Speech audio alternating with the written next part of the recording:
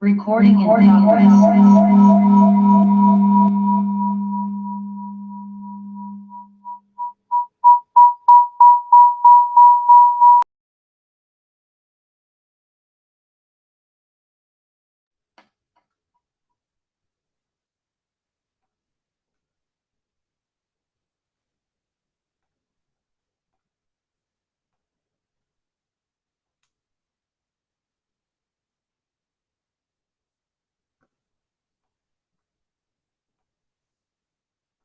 Hi everybody. There seems to be a little bit of feedback just now, so I'm going to mute and come back in.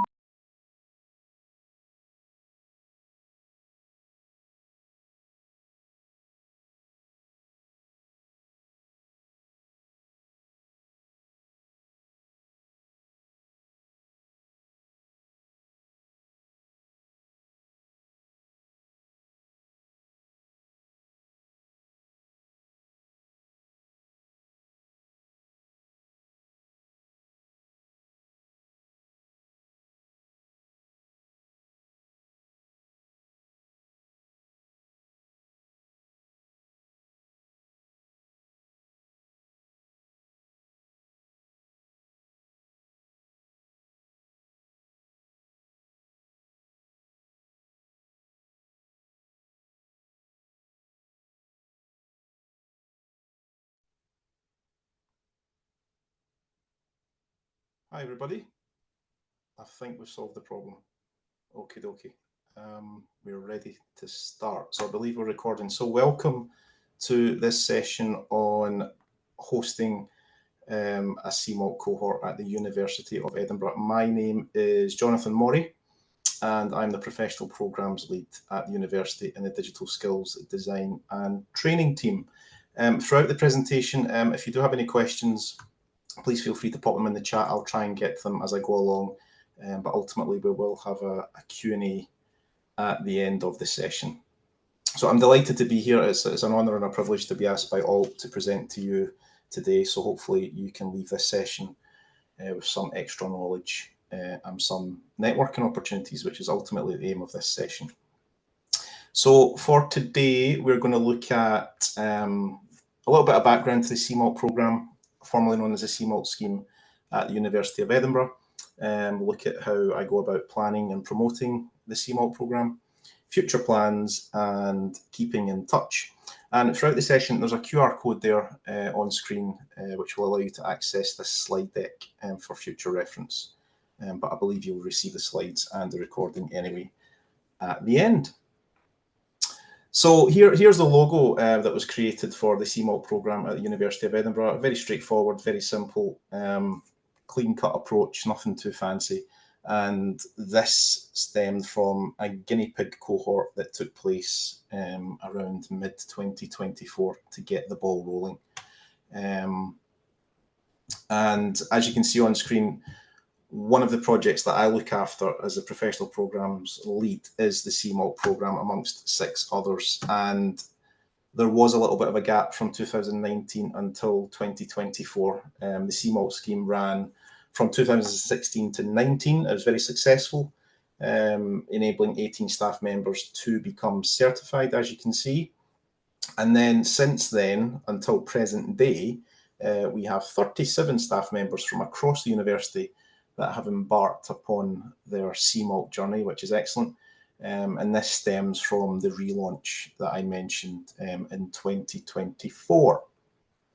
And fast forwarding to present day, we've got 1 member of staff that has been successful with their CMALT registration, which was excellent.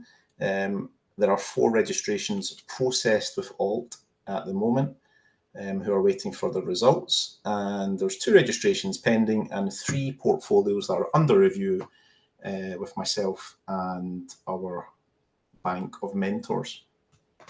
And what are the benefits of doing this at the University of Edinburgh? So it supports staff to prepare evidence of their skills and experience in their role. I'm sure you're all well versed with this, but ultimately that first bullet point is the aim of it.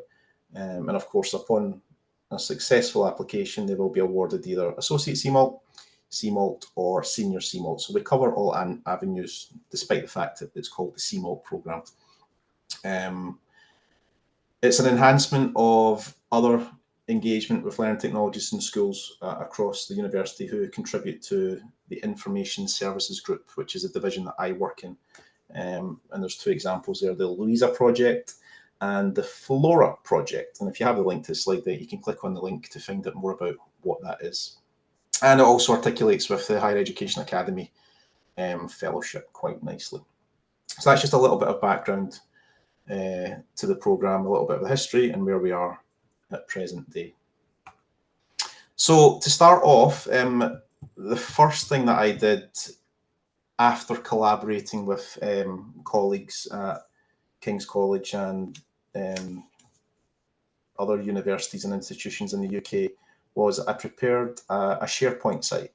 I wanted to go down the route of creating a course on Learn or the like, but it wasn't suitable at the time. So I thought, why not create a bank of resources first and foremost before I even go down the route of promoting it and getting registrations of interest. So you can see this video here that's looping. This is the SharePoint site that we used for 24-25.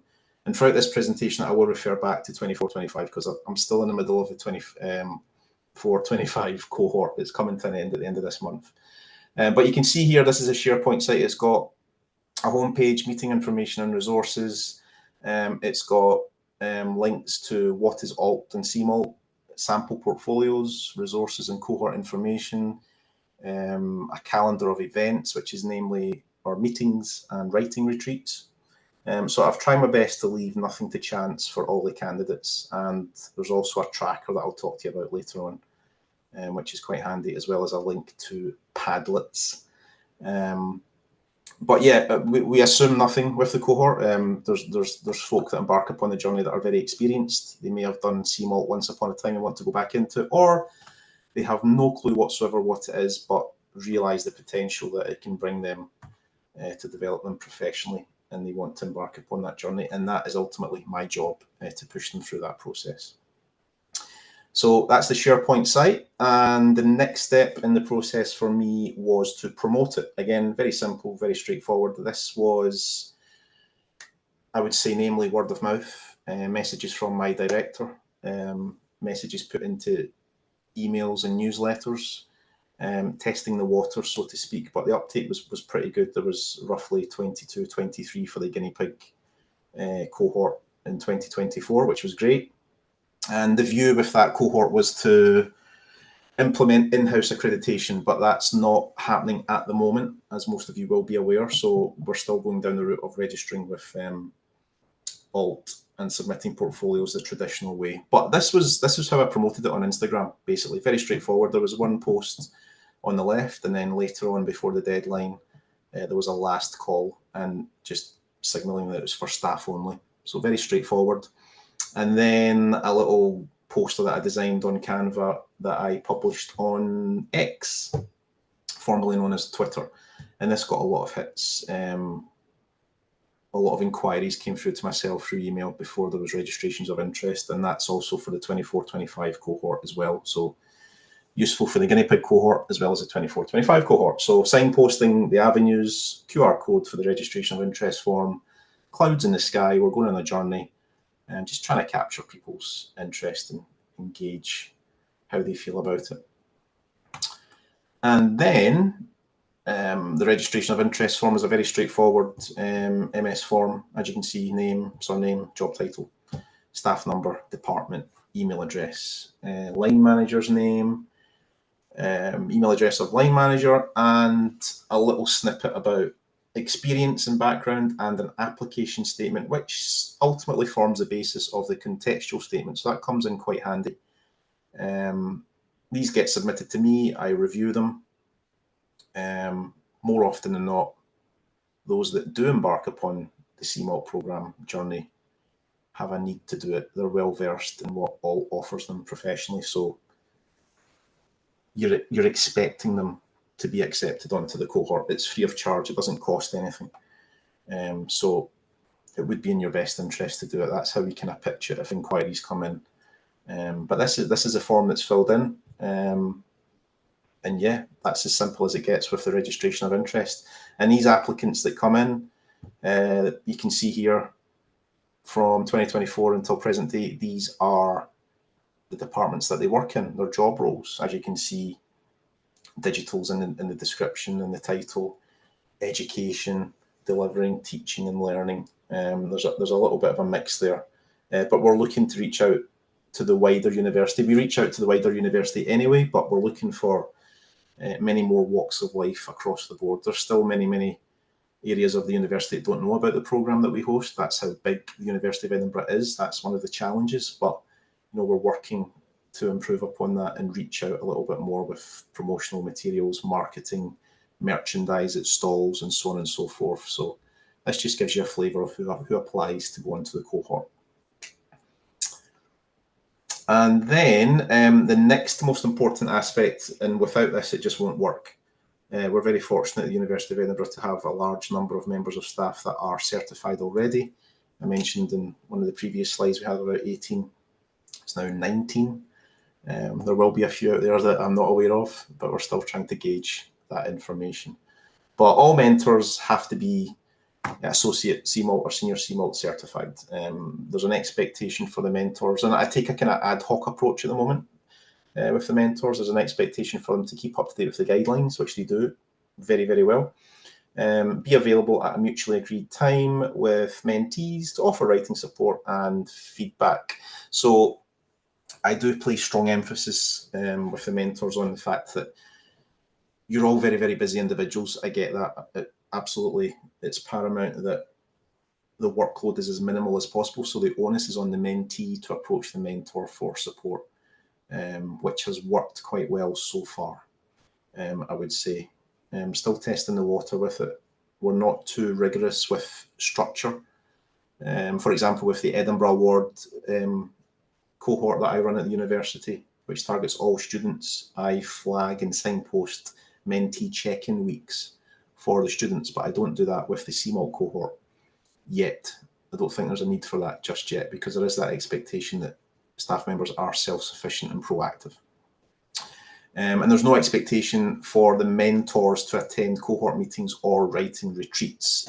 They do anyway, which is great, and they become my guest speakers from time to time, which has been really successful, drawing on their experiences, giving hints and tips and advice moving forward. So that's excellent, and that's as far as guest speakers go at the moment, but I will be outreaching for my next cohort to colleagues that I've worked with across the UK and other institutions. And then if a candidate decides that they're ready to go, they're good to go, and they would like me to purchase their registration for them, the mentor must review the portfolio, provide some recommendations to myself before I go down the procurement route for candidates. And it's basically a 75% draft completion before we go down that route of purchasing a registration. And that's been working quite well so far. It's just a nice little nudge for candidates to get everything done within that 1 year cohort. So that's a little bit about mentoring. And then with the mentors, I then chop up all the candidates into groups. So we're roughly, I think for the next cohort, I've got 9 mentors. I've went from 7 to 9, which is great. One candidate who was successful last year has kindly agreed to become a mentor, which is the ultimate aim. We'll talk about that later on. If you're successful with your CMALT portfolio, registration and submission, why not become a mentor and help others moving forward? So I'm very lucky to have a large bank of mentors. And this just gives you an idea of the tracker that I mentioned via the SharePoint. So you can see on the top right, there's a tracker tab that was added in. And this is for me to basically have an overview of what is everybody thinking. Like, we can't keep tabs on everybody on a daily basis, but there is that expectation in the first introduction session for them to fill in this tracker. Let me know the route they're going to go down. Let me understand a little bit better how they're getting on with their drafts. And it also lets me see at a glance who the mentor is and who they're looking after. And you can see here that that's an example of that. And that's worked quite nicely. That's, I believe that's Microsoft Lists. And I can go into that in a little bit more detail later as well. And then to communicate, we have a Teams channel set up, Teams group set up, which is great. It works. and it doesn't work. It just depends on the time of day, time of year, schedules. You're all fairly well versed with Teams, I would imagine, so you can understand where I'm coming from with that. I'd probably say 70 to 80% of the time, replicate an email that goes out on Teams. Is it overkill? I'm not so sure. We're still trying to gauge engagement with that. But ultimately, meeting people in person works best. But in this day and age, all of the meetings that take place are online. There are no meetings, as you can see, 1, 2, 3, 4, 5, 6, 7, 8. There are no meetings that take place in person as of yet. Writing retreats are the only thing that we've done so far in person. But you can see there's private channels that have been set up with the mentors, the little padlocks there, and that's just a safe space for mentees to go in and chat away. There's full transparency with the course. There's full transparency with Padlets and so on and so forth. There's no secrets. There's nothing to hide. But of course, we do have to cater for every need. And some mentees will prefer a private approach, and they have that option.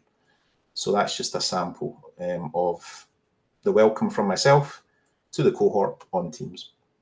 And that's just one method of communication. And then the next thing that I did was I set up the 9 meeting slide deck. So SharePoint, Teams, registrations of interest, and then formulate my slide decks over time. I'm not going to go through a slide deck in great detail, but there are snippets in this slide deck that I've taken from these slide decks to give you an idea. But ultimately, you can see September, October, November, January, February, April, May, July. There are gaps, and if there are gaps with months, it's just some writing time. Take time out to do some writing, and we'll catch up later on. And for the November session, there was nothing until January, so that's why I put the little snowflakes on there with the Christmas hat. Just had a little bit of fun to it. But that was the next thing that I spent quite a bit of time collaborating with colleagues in different institutions on how they approach the CMALT program, CMALT cohorts. I would say this took me roughly 2 to 3 months to formulate these slide decks, which was very, very important. And me personally, I need to understand the process before I deliver. So I did invest quite a bit of time in the CMALT process before delivering it. I need to know what I'm talking about. It doesn't always go according to plan. Things do change, but this was vital for me to get organised. And then in the first session, as much as I accept registrations of interest and there's an introduction and contextual statement session, there's still a chance for candidates to opt out. So it's important that we reiterate that this is for you. If you've come this far, you're already being self-motivated. There's a need for you to do this to develop yourself professionally, you know, and be committed to it. There's a nice cohort of people there to support you. We'll do everything in our power to ensure that you're comfortable with your writing, you understand the process of reflecting, or if you've never done it before or you hate writing but you'd really like to learn and use this as a starter, then why not embark upon it? And you know, it's not a course, as we all know. It's only 500 words per subsection. I say only, it's not that easy, is it? But if you're going down the senior CMALT route, it's 1,000 words per subsection. But I think the main issue is gathering all that evidence. If you've been working in a very important role for a number of years, you know, we don't always bank evidence, do we? So that's the biggest challenge. And it's about you. It's the emphasis is on the I, not we. You know, talking about yourself and using that cohort for mutual peer support. And just to reiterate how you will be supported, again, this is a snippet from a slide deck from the introduction session. So the cohort's a year-long cohort, September to July. It says July, but it's actually this cohort we're in just now.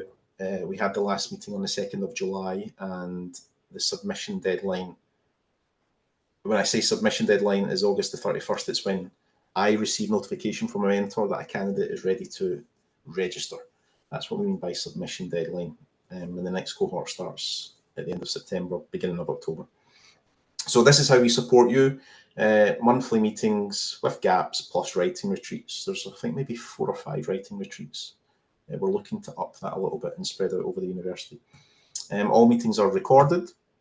So if anybody can't make a meeting, they can watch a recording, which is absolutely fine. Again, writing retreats. The writing retreats, I'll touch on this later, but writing retreats are very much, at the moment, a safe space for you to gather with your peers and get writing. You flag it to your manager that Jonathan has signposted time out to get some writing done. Usually that permission is granted to go away and spend 4 hours writing, asking questions, brainstorming, bouncing ideas off each other. That's the nature of it at the moment. SharePoint site and Teams, you're given a mentor, which is very important. Again, without it, I don't think it would work very well. And of course, you've got the Alt website. There's a wealth of information there. Webinar recordings that Alt deliver themselves. You know, something like this, for example, that I'm doing today, and other items that you can catch up with. Portfolio registry, I really do place strong emphasis on candidates to check the portfolio registry, read through shared portfolios if time allows, get to grips with what other people have been writing, look at successful portfolios. And then the nitty-gritty of it, the university will cover the registration fee, associate, CMALT, senior CMALT, whatever avenue you go down, upon 75% portfolio completion. In the past, I think it was a case of, and I think we could all testify to this from the early days, is that, yeah, we'll cover the cost of the registration fee, but things happen, life happens, things get in the way. And it's not to say that money is wasted, but money is precious in this day and age. So if we get that commitment from a candidate to a point, then we say, yeah, do you know what? You've contributed to Padlets, you've kept your tracker up to date, you've caught up with your mentor, you're engaging in the sessions, I've heard from you, stuff like that. It's not like we're checking up on you, you know, we're not students, but at the same time, if we see that 75% completion rate, and by 75%, it could be that you've not quite tidied up your evidence and your conclusion for each part. But if I can see all that evidence in your Teams folder, then you're good to go. That's how we assess it, engage it at this stage. And there's a timeline and reminders, of course. We've got 6 core meetings, as you can see. And I just to reiterate what is expected and what you get from the cohort, what we cover for the candidate. There's 4 key points on the right-hand side. Again, tracker up to date. Are you catching up with your mentor? Are you contributing to Padlets? Are you adding your drafts into your folder on Teams? I think these prices are up to date, but I need to check that for the next cohort. And as you all know, the registration covers accreditation process, assessment, and 1 reassessment, and remains valid for 2 years. What does the cohort give you? Keeps you focused, doesn't it? It gives individuals a gentle nudge. We should all be on the same page, usually, when we go into this process. Deadlines are important. We all need deadlines to complete each section. Gives you a gentle nudge to meet those deadlines. Does that work? Not all the time. But ultimately, we're in a community of supportive peers, which is the most important thing for me, to try and build that rapport amongst everybody. And again, I've mentioned safe space where you can discuss ideas, and there's no stupid questions. I ask a lot of stupid questions with my manager and my colleagues. You know, just get out in the open, full transparency. Reflecting and writing is not easy. We know that, but receiving feedback and constructive criticism along the way is integral to the process as well. And again, reiterating the commitments, it's a year-long cohort of CMALT candidates. There's nowhere to hide. If you've registered and have approved the registration of interest, then there is that professional expectation. There's a lot that we provide. When I say we, it is just me flying solo at the moment with the cohort. So if any of you out there are concerned about doing it on an individual basis, please don't be. Draw upon experiences from other colleagues across the UK and other institutions, even across the world. You might have connections. You know, I was lucky enough that I worked abroad for a long time, once upon a time, so I've drawn on those experiences as well. I've been hearing about Alt since I started my career journey way back in the early 2000s, so I completely get it. It is doable. And your mentors help with that. They become guest speakers. Moving forward, I would like candidates to prepare my Padlets, for example, and run those sessions like I've seen at King's College, for example. That's how they would structure that and do that. But yeah, there's a few areas to commit to there, but it's very, very achievable. But again, I do emphasize and reiterate that I get that life does get in the way, things do happen, things change, and that's fine as well. And again, as you're all aware, a change to the submission process. There's no windows to submit. I think that's better. I think that makes things a little bit easier and takes away that kind of strain of, oh, I need to meet. Although we do talk about deadlines and meeting deadlines, that is good on one hand, but on the other hand, we've got a bit more flexibility, I suppose, with that. So I think this is a good thing where you can submit at an appropriate time, but I do structure that according to how I run my cohort anyway. So we go by that structure as opposed to, hi, Jonathan, I'm ready to submit. Please register me and we can get on with it. It doesn't quite work like that. There's a process of checking and reviewing things and getting that 75% rate ready and good to go. I learned the CMALT Holy Trinity and I've used that same wording very handily from a colleague that I've worked with. Prior to setting up the cohort, you know, I was like, help me. I need help to get this cohort off the ground. What's the best approach? And this was a consistent thing all the way through, and I like this. It works really, really well. Emphasis on description, evidence, and reflection. Description, evidence, reflection. We drum this into candidates until the cows come home, as they say here. And it's very, very important. It's an integral part to it. But I wanted to create something that was a little bit more visual for that, and not too text heavy. And I came up with this kind of reflective pie. Didn't have a name for it at the time. So you can see at the bottom, you press play, you start your description, your evidence, and then the majority of that pie or that pizza or that cake, whatever it is reflection. So a lot of emphasis on that. When you get to the beginning of the reflecting process, stop, take stock, pause, take a deep breath, do things in stages, and then reflect, reflect, reflect. And then at the bottom, you can see with the arrow, you've hit your target, hopefully. And adding a little bit of fun into it, halfway through the last cohort, we had a naming competition because I didn't quite like this nameless pie or this reflective pie. So I did a little poll on Teams, I think it was, and also did something live online during a meeting, just getting people's feedback. And these were the suggestions that came up. Really cool names. Lime pie, Phil, yeah, that's a good one.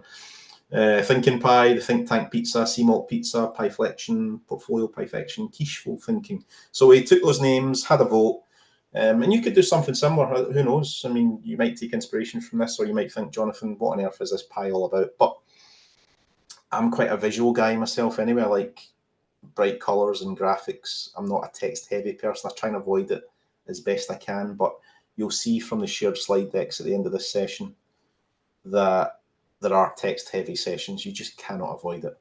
But ultimately, it comes down to reflection, getting evidence and describing things. So the winner of this competition was quicheful thinking. So this is now called quicheful thinking. And there you go. So adding a little bit of fun into it.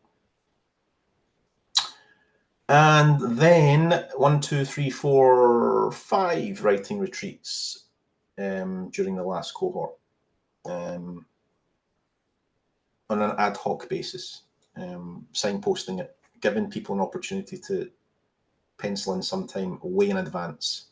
I think I set out these dates at the beginning of the cohort, so everybody was aware of them. I try my very best to spread out across the whole university, far and wide. Most of you, or sorry, some of you may have visited the University of Edinburgh once upon a time or would like to. You're more than welcome to collaborate and catch up with me and come for a visit. But you'll realise and understand that the university has many, many, many buildings spread out quite far and wide across Edinburgh and the Lothians. So at the beginning, we were based in Argyle House where I work. That's my office space with my team. So I was saying to people, come to me. It's easier for me. But we realised that, you know, people are having to travel and commit quite a bit to this and, you know, invest a lot of time. So I started reaching out, going to different venues, places I've never been to before in the university, beautiful places, quiet spaces, places with outdoor space as well, if the weather allows. So as you can see, it's 1 to 5, 1 to 5. And I say to people on Teams and through email, you know, come and go as you please. If you can only spend 2 hours, so be it. I'll be there. I'm there for 1, from 1 till 5 p.m. Ask me questions, get clarity on slide decks, sit and have a coffee, whatever it may be. Staff members, Phil, I think we've got roughly circa 14,000 plus staff members. Yeah. I think we're hitting the 15,000s. We've got 49,000 plus students. So it's a big place. spread out quite wide. But this is how I promoted the writing retreats. Again, simple slide deck, chalkboard approach, and when you come into the room, you'd see that on the screen, and it's a case of get on with your writing. And I think out of the mid-20s cohort staff members, some writing retreats you had 2 people, some there was 6, some there was 3 to 5, and they would come and go. And then at a particular point in the year, I think it was March, the March session, it was quite well attended. There was maybe 11 or 12. And then there was no writing retreat where there was nobody attending, basically. But I'm taking a hit because I'm there from 1 till 5. But whilst I'm sitting there leading the writing retreat, I'm just getting on with work for the next session. So it's good for me. It's good for me to be the face of the cohort. I think that's very, very important. Somebody that's a go-to. And there was a time during a writing retreat where Alt were putting on sessions. There was CMALT week as well, and you would have stuff on screen just playing in a loop. And even the course that was developed from King's College, there was a session on that. And we had that live on screen as well. So there's things that you can intertwine with the sessions as well, which is quite handy. And Padlets are very, very important. I learned a lot from the Padlet approach. This will be familiar. I can see quite a few names on here that we may not have met personally, but I do know of you. And I've drawn on some experiences from your Padlet approach. I like Padlet. Oops, sorry. I like Padlet very, very much. I beg your pardon. I've got a jumping screen. So I use Padlets quite a lot. These work for me. If you scan the QR code, I've tested most of them. I think they work. Anyone with the link can view these Padlets. So take a look. So a Padlet complements each meeting. There are some meetings where there's a little bit of pre-meeting work that you have to do, and that works really well. So it's a bit like the flipped classroom model. I do this with the Edinburgh Award as well. I'd like the students, I like the staff members to come to a session equipped with some knowledge. It makes the session flow a little bit better. And that was something that I took away from collaborating with others before I started a cohort. And I thought, I've used Padlet before, I'll use Padlet again. And it works quite nicely. You do get people that don't contribute for whatever reason, and that's fine. But I do stress that the Padlets are there to aid your thinking and to help you with your writing. We're not using the Padlets to structure your writing at all. Sorry, to add to your portfolio at all. Yeah, use them to structure your writing, but don't copy and paste into your portfolio is what I'm trying to say. And we can look at a sample if we've got time at the end. But if things don't quite go according to plan, we've got a backup plan with Paddy the Padlet, or Paddy Padlet, should I say. And again, just a little bit of fun. Things go dry. You get times during the year where you don't hear anything from anyone. You're not getting that thumbs up on Teams. You're not getting that love heart. You're not getting that smiley. If you're leading something like this, some of you on this call might be quite experienced. Some of you might be quite new to something similar that I'm doing. You know, don't take offense. Don't take it personally. It is what it is. There's channels that I'm part of on Teams that I don't always get around to reacting to or you know, contributing to. That's fine. That's normal. So I would send out something like this, just a little bit of fun, a little bit of a giggle. Don't forget to share what you think about Career I4, because there's somebody in the cohort, right? You never know who it is. There's somebody somewhere who's sitting going, oh my God, I have no idea what this is about. I'm really struggling. And I've had people come to me saying, Jonathan, that Padlet was brilliant. It's really, really helped just to kind of kickstart me, especially for the contextual statement. And you'll see, if you've scanned some of the QR codes, you'll see what people are contributing. It's really quite comprehensive, but there are gaps.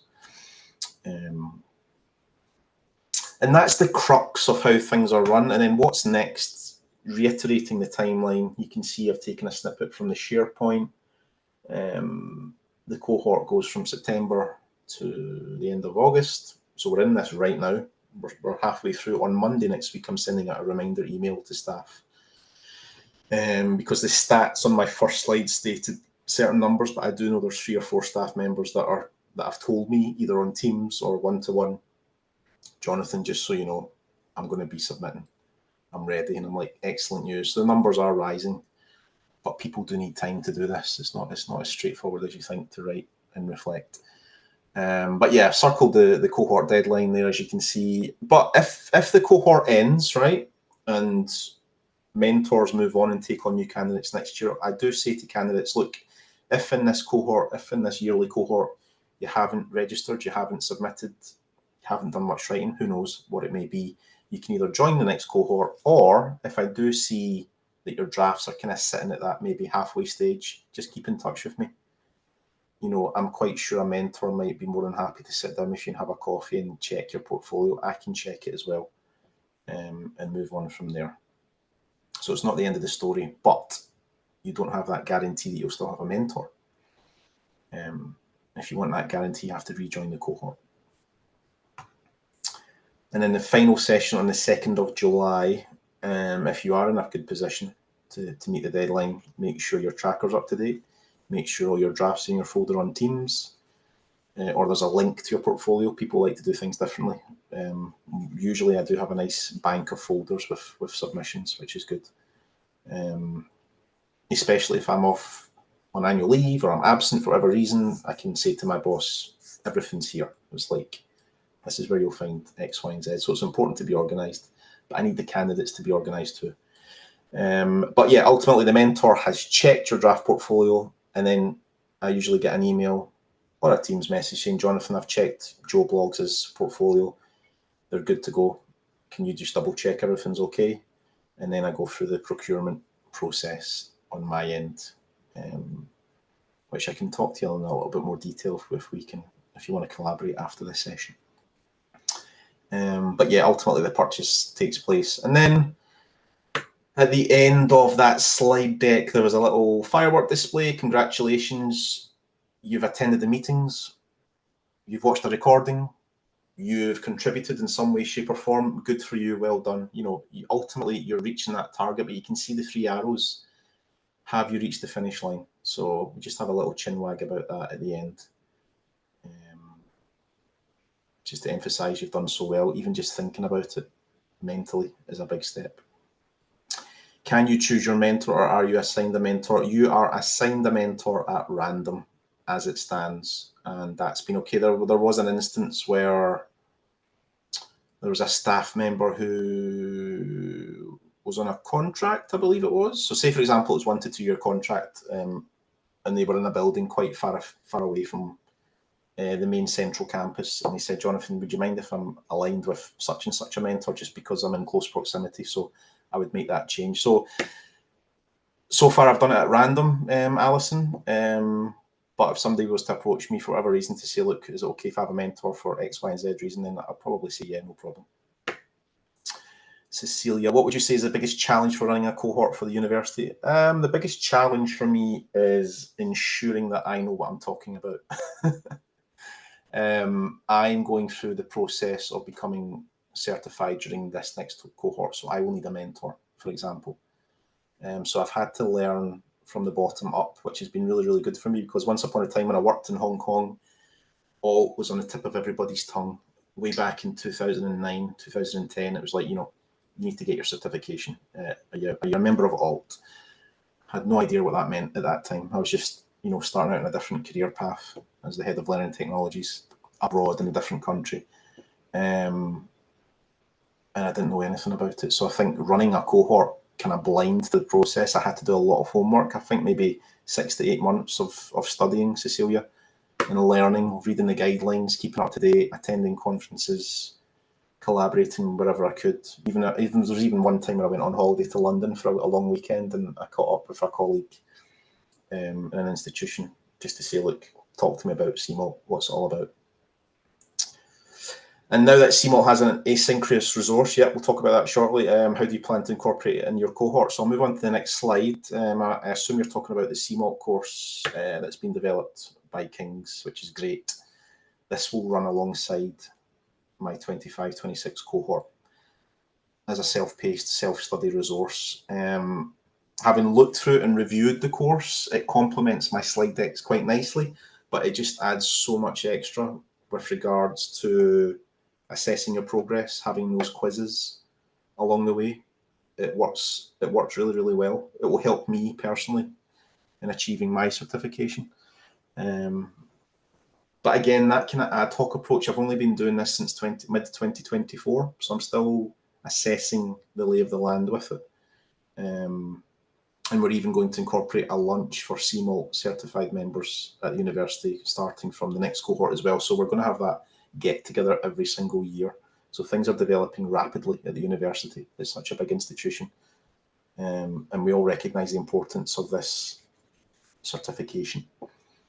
So this course will run alongside, I believe it is Good to Go, the cohort next time. And we spoke about this in the 2nd of July meeting. I introduced it because word of mouth is very, very, very important to get the word out about what I do with my different projects. Even LinkedIn Learning Service Management, if I deviate for a moment, word of mouth is important for LinkedIn Learning because I oversee that as well as the JISC Digital Skills Framework. So there's quite a few things that I'm looking after. So it's important that I've got as much support with CMALT as possible. And I think this will be a massive help. And then I spoke to the candidates about, I gave them the video link. We watched the session live during a writing retreat, I think it was, and how to create an account, how to enroll on the course. So there's quite a few people that have got this on the go, which is nice. And finally, rewarding the mentors. I'm not only doing this for CMALT, but I'm also doing it for my Edinburgh Award mentors who do a massive job. We are going to award mentors for their hard work and dedication. I'm not sure what you guys have got as an equivalent, but digital badges, and you can find out more about digital badges at the University of Edinburgh on their web pages. If you just do a simple search, you'll find out. But ultimately, it's just to give them that recognition. I've got a digital badge as a digital skills trainer because I deliver an introduction to LinkedIn Learning webinar, for example. So I was awarded a digital badge, which was great. And that can go on your CV, your email signature, so on and so forth. It just gives them that little bit extra oomph, a little bit of, look, do you know what? You're doing a great job. You're doing a lot of thinking on my behalf because I need you as a mentor. So what can I do to recognise you officially through the uni? And this is one approach that we're taking. So that's what's coming next. Alignment with the CMALT course and introduction of digital badges. And at the moment, for the next cohort, I have got 4 members of staff that have signed up, and I've not done any promotion whatsoever. So that's good news. And on that point, I will be promoting the next cohort from mid to late August. So we're in mid-August now. So I think on Monday, for example, I'm going to be pinging out some digital signage to promote CMALT, LinkedIn Learning, Edinburgh Awards, JISC Digital Skills Framework, Instagram posts, and so on and so forth. So that happens roughly a month and a half before the cohort begins. So that brings us to the end of this session. Thank you so much for listening. Again, it's been a real honour and a real privilege to be asked to deliver this session. I hope you found it useful. There's probably been a little bit of waffle from me, but that's normal. I've never done anything like this before, so it's really nice to reach out and collaborate with everybody. I do know a few names, as I say, in the session, so feel free to reach out on LinkedIn. There's a QR code to access, connect with me. There's a link on the bottom right to this slide deck. I haven't gone into great detail on the slide decks that are on my SharePoint site, and I've not gone through any meeting slide decks with you just because of timings and so on and so forth. But if you do want to find out more detail, I think, Phil, you're on this call. We've had a catch up previously, which was great. But if there's more that you want to find out, please do get in touch. I'd be more than happy to collaborate with you, even come and visit you wherever you are, or vice versa. We can network accordingly. But I will take questions. I think I've got another slide that's got a little question graphic. Do I? Yes, I do. So yeah, feel free to take the mic or pop anything in the chat, and I will answer them as best I can.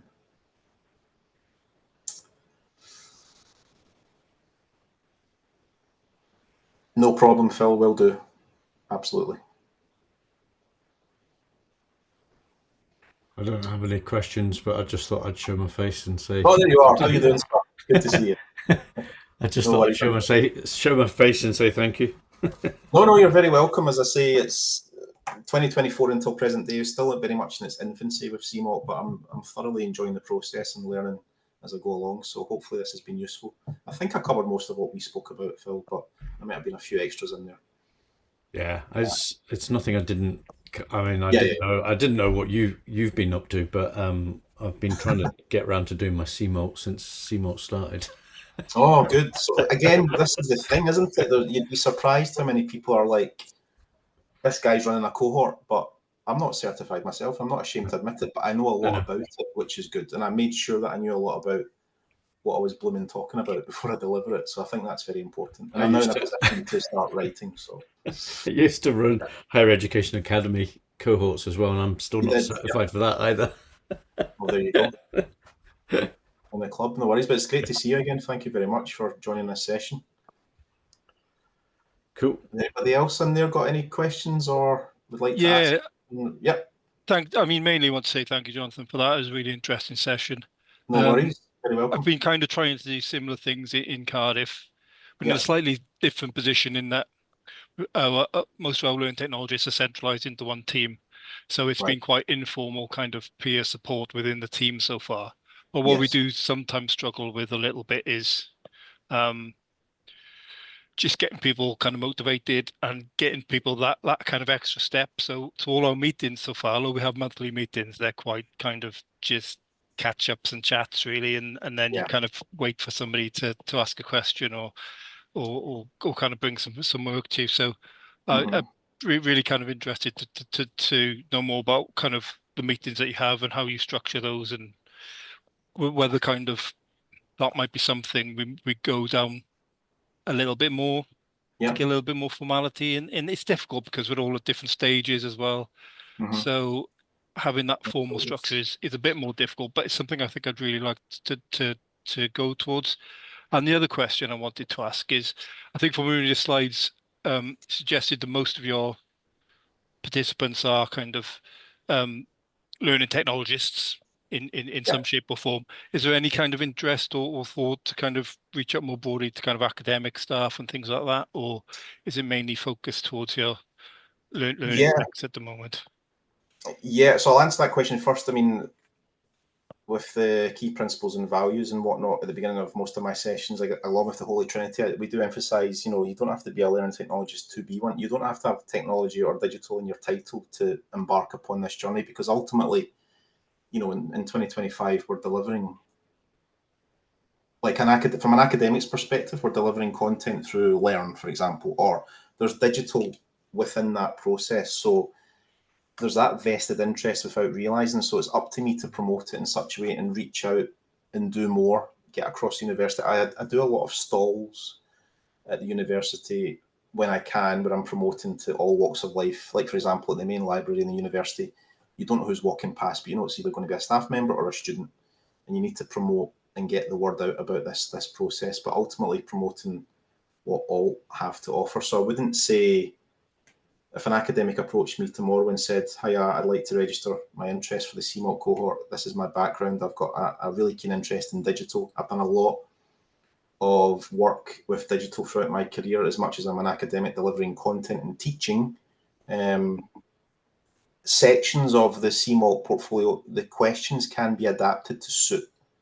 Because I have had learning technologists and people in different departments saying, "Jonathan, I can't answer this core area X because I don't teach," so to speak. But I would sit down with that individual and say, "Look, but on the other hand, talk to me about what you do." And then I would say to them, "Look, this is your teaching, this is your delivering, this is your outcome." So anybody can do it, I would say. Is the short answer. And then back to your first question about the meetings and the structure. For me, learning how to deliver this cohort is taking the ad hoc approach and just adding a little bit of fun to it.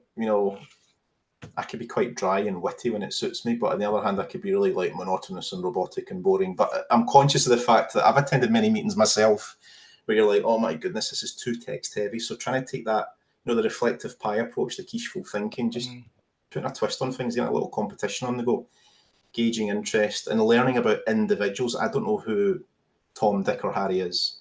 I don't know if they're visual learners, or I don't know if they've been told you need to get CMALT certified, if that makes sense. You're trying to gauge why people are registering their interest. So if you take those registrations of interest, email the individuals personally, say, "Look, thank you for your registration of interest. What's prompted you to do this? What are you looking for from the structure? Have you read the website pages about the cohort? Are you aware of the expectations of the cohort? Do you know what the cohort is offering you?" Do all that background stuff first, and then get the form out to register interest. Then you'll find that the meetings are a bit more fruitful. And as I say, I run everything myself, which is hard work. You know, it's not easy, I must admit. Sometimes you're like, oh, I could do with a hand. So I'm looking for the next cohort to get people that are on the cohort to create the Padlets, change the questions a little bit, and deliver that bit for me, so that I'm more taking a back seat, you know, leading from behind, so to speak. But get in touch with me. Let's have a meeting. Let's catch up one-to-one. You know, if it's an hour or two, or I'll come and visit you. Where are you, Cardiff? That'd be great, Cardiff, yeah. I've never been to Cardiff before, so, you know, who knows what can come of it. Let's collaborate and share and learn together. I'm more than happy to do that. I've got the time to do that as well. So if you do that, please get in touch. Will do. Thank you. No worries. Very welcome. And we've got a question from Puyin. How you doing? Would anybody be interested in joining forces somehow with us at Buckingham University? Absolutely. Yes. Let's join forces. Let's do it. I've no idea what joining forces looks like with a different institution in the UK, but I do know that we'd like to collaborate and network. Of course, Scotland should be my focus, but why not go UK-wide? I even had interest from an institution in Southeast Asia about connecting. Goodness knows how they found out about this cohort. I don't know, could have been word of mouth, but they were looking for a guest speaker to educate. A bit like what I'm doing today, I suppose. Like, could you tell us how to deliver a cohort? What have you learned from your process and your experiences? So who knows where that might go, but definitely Puyin, let's do it. Please get in touch.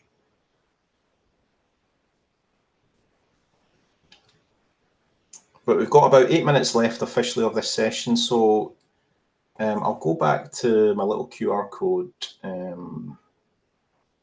We can get my contact details. So yeah, scan the QR code, LinkedIn Learning. Let's collaborate and connect through LinkedIn Learning, or you can email me, and we'll set up a meeting and catch up if you'd like to learn more. Or if you're delivering a cohort to a point, a little bit like at Cardiff University, if you'd like me to be part of one of your meetings to deliver a segment of a core area, I could do that as well with enough notice. So that's something to think about as well.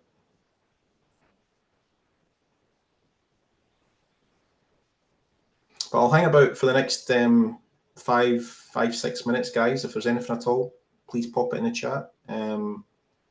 But again, just to reiterate, thank you to Katie, thank you to all for giving me this opportunity. It's very, very important that we do sessions like this. So if you do get the opportunity moving forward, please jump on it, because you're getting to meet different people from different walks of life, which is great. And you don't know what you're going to get, which is the most exciting part for me, because you might get somebody that's saying, I have no idea, Jonathan, how to do this. Help me. Slide decks, SharePoint, Teams channel, Padlets, 100% of the resources that I create, I'm happy to share. I just can't do it through this session because there's just so much to get through. So please do get in touch. That's the ultimate aim for me personally and professionally, is to network. Enjoy your cup of tea, Phil. It was nice to see you again. We'll see you soon. But feel free to go. Don't feel like you have to stay on the call because there's still 7 minutes left. But if you'd like to pop off, I look forward to hearing from you soon. No worries.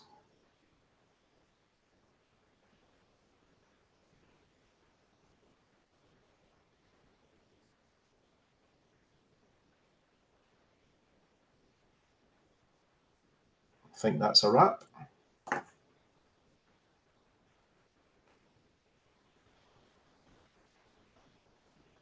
Are you there, Katie?